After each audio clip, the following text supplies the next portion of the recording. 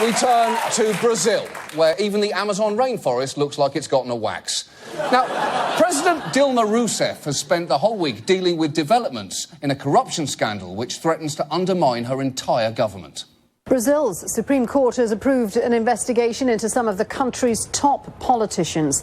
They're accused of taking bribes in exchange for lucrative oil contracts from the state-run oil company Petrobras.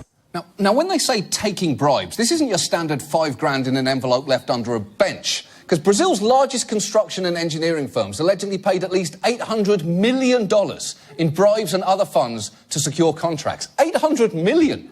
You'd need an amazing construction firm just to build a bench large enough to hide that bribe underneath. More than 30 members of Rousseff's ruling coalition are under investigation, so she took to the airwaves this week to try and calm people down.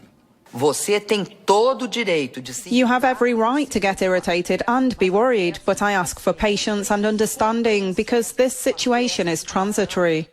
Is it? How is it transitory? Because unless you're about to flash the entire country with one of those memory-erasing sticks from Men in Black, I don't think people are going to forget about this. In fact, Brazilians weren't even listening to her speech for a pretty loud reason. Her critics had organized a kind of pot-banging protest, and I was in Sao Paulo, leaned out the window. It sounded like a football game. People were banging their pots, honking their horns.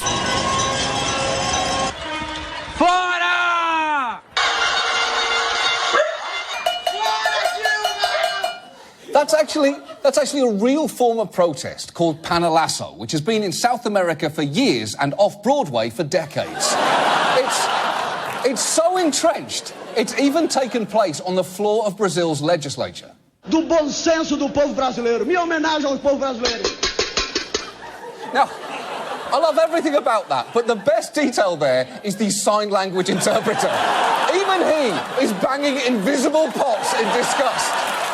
And if you think that Brazilians are overreacting to this story, there is one more thing you should know about Rousseff's involvement in this scandal.